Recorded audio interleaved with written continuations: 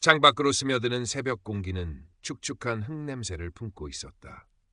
박복래 여사는 언제나처럼 남편의 길 사진첩을 매만지며 하루를 시작했다. 사진 속에서 환하게 웃고 있는 남편의 얼굴은 이제는 희미해진 기억 속의 풍경처럼 아련하기만 했다. 자식들은 모두 제살기를 찾아 떠났고 텅 빈 집안에는 정막만이 시계 초침 소리에 맞춰 느릿느릿 흘러갔다. 아침 식탁에 마주 앉을 사람도 소소한 일상을 나눌 말벗도 없는 하루하루는 그저 견뎌내야 하는 시간의 연속일 뿐이었다. 어느 날 복래 여사는 동네 주민센터에서 열리는 스마트폰 활용 교육에 참여하게 되었다. 늙음하게 무슨 주책이냐며 손사래를 쳤지만 어머니도 이제 세상 돌아가는 것 좀 아셔야죠. 손주들 사진도 보시고요. 라며 등 떠미는 딸 민정의 성화에 마지못해 나선 길이었다. 어색하게 스마트폰을 쥔 노인들 틈에서 복래 여사는 연신 고개를 갸웃거렸다. 화면 속 작은 글씨들은 눈앞에서 어른거렸고 손가락은 마음처럼 움직여주지 않았다. 그래도 강사의 설명을 하나하나 되새기며 더듬더듬 SNS 계정이라는 것을 만들었다. 프로필 사진으로는 얼마 전 마당가에 곱게 핀 채송화 사진을 올렸다. 난생 처음 해보는 온라인 세상과의 접속이었다. 며칠 뒤 복래 여사의 채송화 사진 아래 작은 댓글 하나가 달렸다. 따뜻한 미소준이라는 낯선 이름이었다. 어머님, 꽃이 참으로 곱습니다. 제 마음까지 환해지는 듯합니다. 정갈한 문장과 따뜻한 말투였다. 복래 여사는 가슴 한구석이 간질거리는 것을 느꼈다. 수십 년 만에 받아보는 다정한 칭찬이었다. 그녀는 떨리는 손으로 답글을 남겼다. 별것 아닌 꽃을 예쁘게 봐주시니 고맙습니다.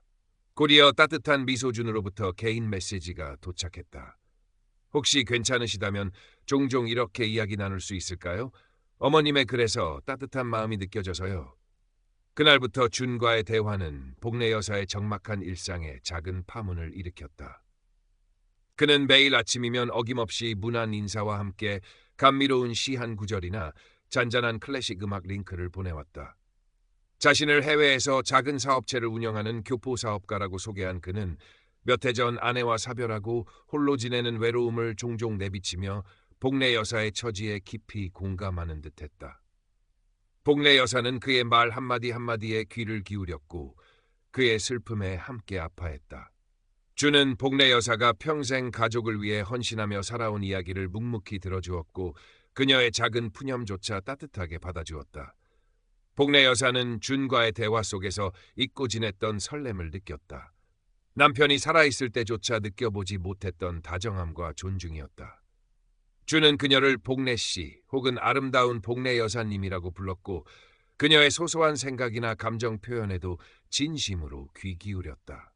복래 여사는 밤늦도록 준에게 보낼 메시지를 쓰고 지우기를 반복했고 그의 답장을 기다리며 휴대폰을 손에서 놓지 못했다.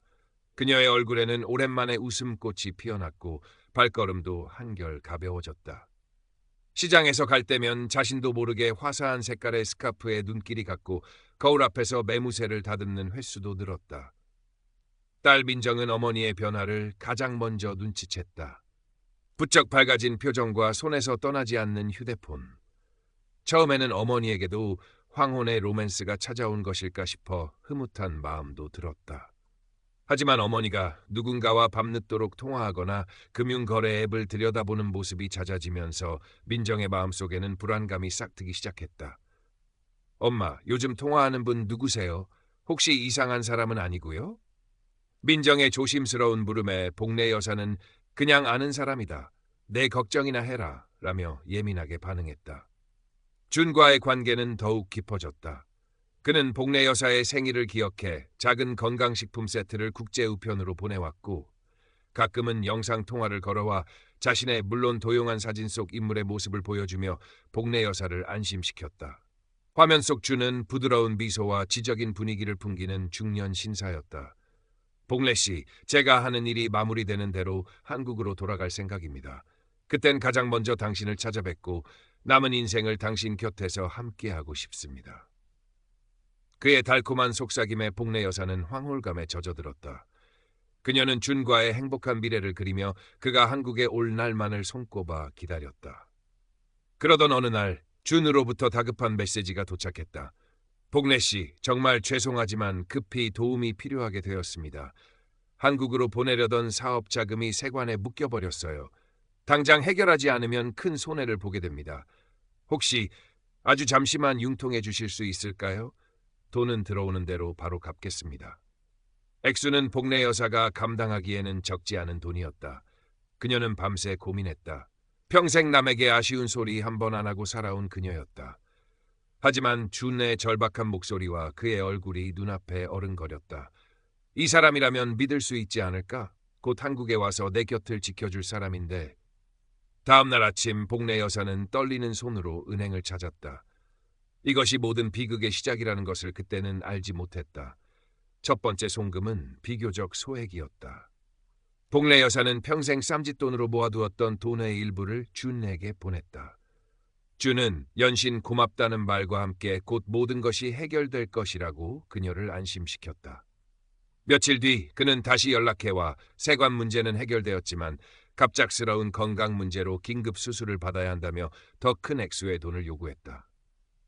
복래 씨, 당신에게 이런 부탁을 하게 되어 정말 면목이 없습니다. 하지만 지금 제 곁에는 당신밖에 없어요. 그의 애절한 목소리에 복래 여사의 마음은 또다시 흔들렸다. 내가 아니면 누가 이 사람을 돕겠어. 그녀는 결국 정기예금을 해약했다. 딸 민정은 어머니의 행동에서 수상한 점을 한두 가지가 아니라는 것을 직감했다. 잦은 은행 출입, 불안해 보이는 어머니의 표정, 그리고 결정적으로 어머니가 자신에게까지 돈을 빌리려 했던 것이다. 엄마, 도대체 그 돈 다 어디에 쓰시는 거예요? 혹시 그 남자한테 보내는 거 아니에요? 민정의 날카로운 추궁에 복래 여사는 버럭 화를 냈다. 내가 뭘 안다고 함부로 말하느냐. 그 사람은 그런 사람 아니다. 나를 진심으로 걱정해주는 유일한 사람이야. 모녀 사이에는 깊은 골이 패기 시작했다. 복래 여사는 민정의 진심 어린 걱정을 잔소리로 치부했고 준과의 관계를 더욱 굳건히 지키려 했다. 준의 요구는 점점 더 대담해졌다. 사업 확장 자금, 자녀 학비, 심지어는 한국으로 돌아올 비행기 표값까지. 복래 여사는 이미 너무 많은 돈을 보냈기에 이제 와서 관계를 끊을 수도 없었다. 조금만 더 보내면 이 모든 고생이 끝나고 그와 함께 행복하게 살 수 있을 거야. 라는 헛된 희망이 그녀를 지배했다. 그녀는 아끼던 낡은 금반지며 목걸이까지 내다 팔았고 결국에는 남편이 남겨준 작은 집의 보증금 일부에까지 손을 댔다. 통장의 잔고는 바닥을 드러냈지만 준을 향한 그녀의 믿음은 이상하리만치 굳건했다. 그녀는 준이 보내오는 달콤한 메시지와 그의 가짜 사진들을 보며 위안을 삼았고 현실의 불안감을 애써 외면했다. 매일 밤 복래 여사는 낡은 화장대 거울 앞에 앉아 준과의 영상 통화를 기다렸다. 화면 속에 나타난 그는 여전히 다정했고 그녀의 초라한 방과 수척해진 얼굴에도 아랑곳하지 않고 사랑의 말을 속삭였다. 복래 씨, 당신은 세상에서 가장 아름다운 사람이에요. 조금만 더 기다려줘요. 내가 당신 곁으로 날아갈 테니. 복래 여사는 그 말을 철석같이 믿었다. 그녀는 자신의 모든 것을 걸었고 이제 돌아갈 다리마저 스스로 불태워버린 뒤였다. 그러던 어느 날 박복래 여사가 마지막 남은 돈 신락 같은 희망까지 끌어모아 준에게 송금한 바로 다음 날이었다. 복래 씨, 이 문제만 해결되면 드디어 당신 곁으로 갈 수 있습니다. 정말 고맙고 사랑합니다. 그것이 준의 마지막 메시지였다. 그 후로 그의 SNS 계정은 감쪽같이 사라졌고 그가 알려준 전화번호는 없는 번호라는 안내만 흘러나왔다. 며칠 밤낮을 휴대폰만 붙들고 애타게 그의 연락을 기다렸지만 돌아오는 것은 싸늘한 침묵뿐이었다. 복래 여사의 세상은 한순간에 무너져 내렸다. 온몸에 피가 빠져나가는 듯한 절망감이 그녀를 덮쳤다. 민정은 식음을 전폐하고 넋나간 사람처럼 앉아있는 어머니의 모습에서 모든 것을 직감했다.